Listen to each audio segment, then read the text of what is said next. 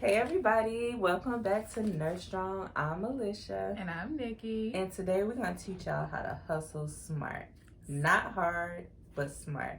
And we're going to make reference to one of the books that we read by Curtis Jackson, also known as 50 Cent, called Hustle Harder, Hustle Smarter. All right, so Nikki.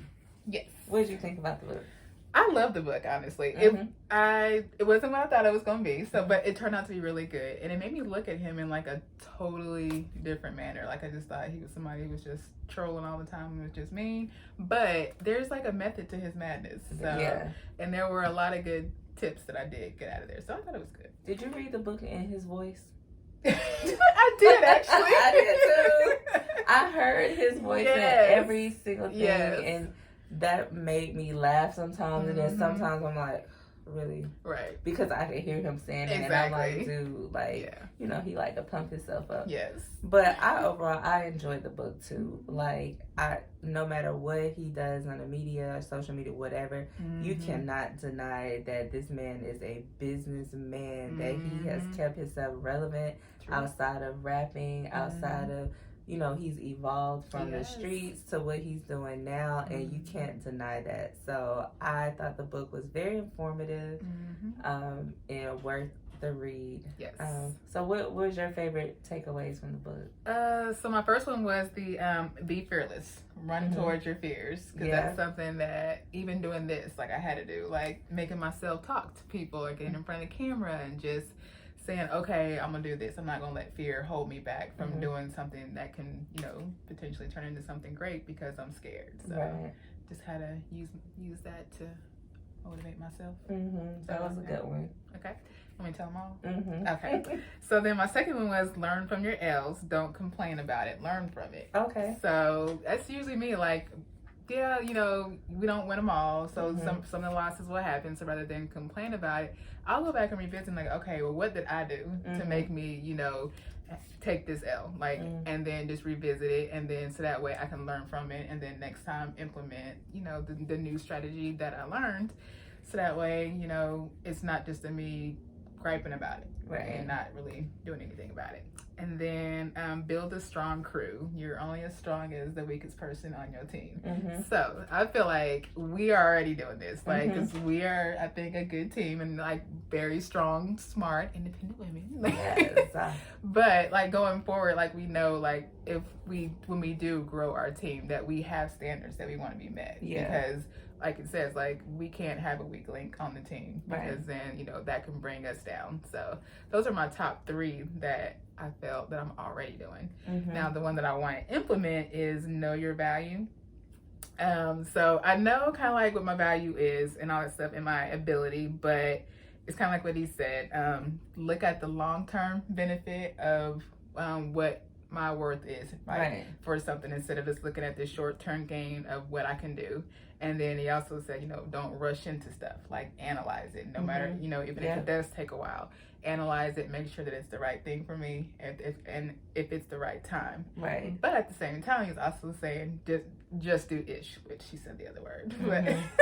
But and that's the thing too, is like, okay, like this is like just do it. Like analyze it, make sure it's right, but just do it. You have to make a move. You can't just sit here and keep thinking about it for however long, but you just gotta start stepping out on faith and just start doing some stuff. A faith walk. Yes. Yeah. So my top three favorites were constructing your crew. So I agree. Like nobody that has any huge success, and I don't mean like, you know, there's different levels of success, but a large amount of success, you need a team. You have to have a team, and your team is what gets you to that next level. And like you said, you have to be picky with your team. You have to be deliberate. You have to be able to communicate, and you have to appreciate what they bring. Like me and Nikki are so different. And I don't try to make her like me, and she don't try to make me like her, and that's why we work so well together. We bring different things to the team, and when, you know, as we grow, we will want to celebrate with whoever else their talents that they bring to the team. Right. Another one of my favorite was knowing your value.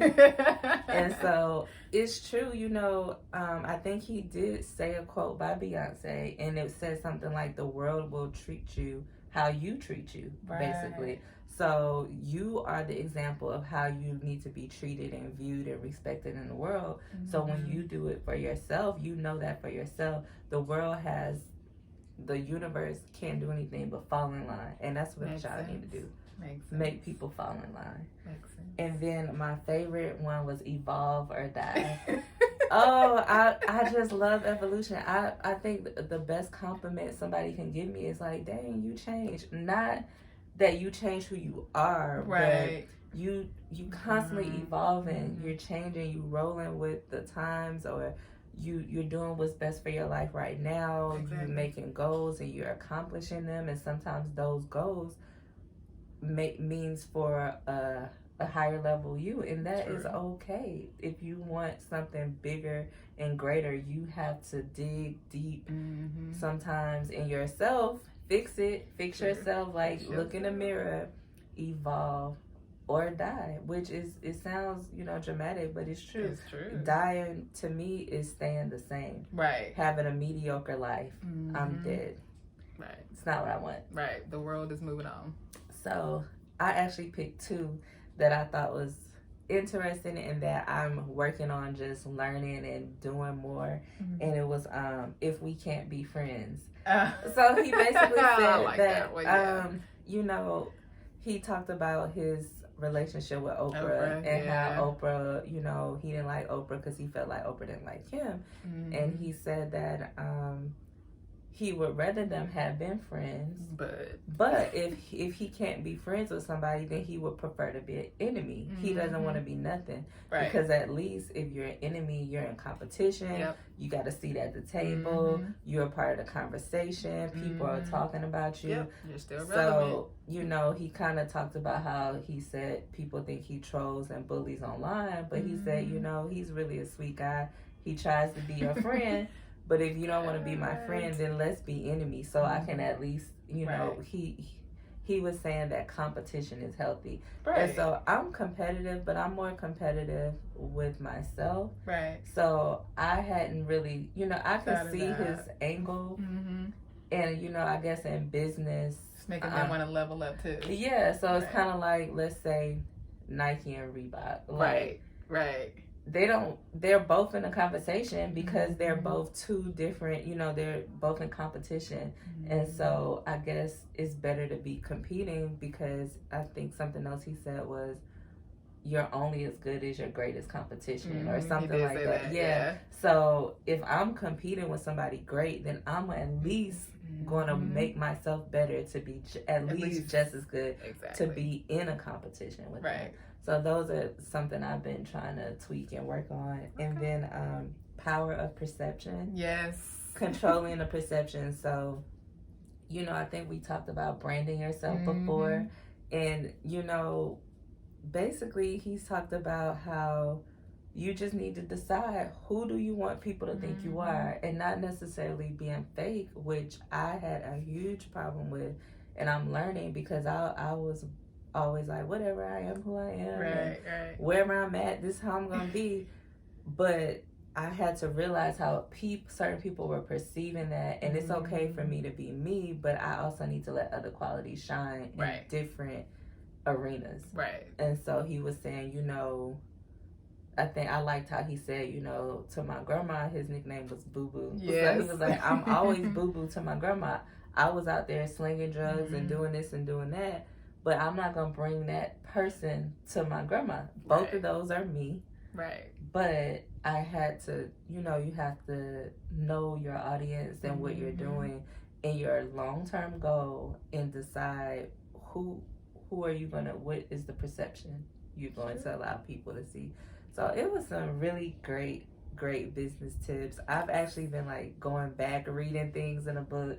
I didn't want to hear about all of his stories, his drug days. I mean, I feel like I heard all that enough. But when you pick through that, It's pretty good advice. Yeah, like I think like there's a really good message, like you said, in there for each one of them. And it does make you look at them different. Oh, I fell in love when he said he did a vision board. Yes. He said do a vision board.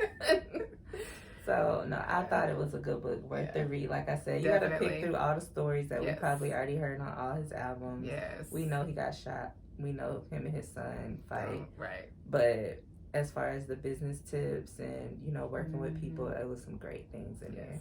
Yeah. All right, guys, so we're going to wrap it up for now. But again, go out and pick up this book and check it out. Let us know what you think. Drop us a comment down below and let us know if you liked it, didn't like it, agreed with what our thoughts were, or how it applies to you.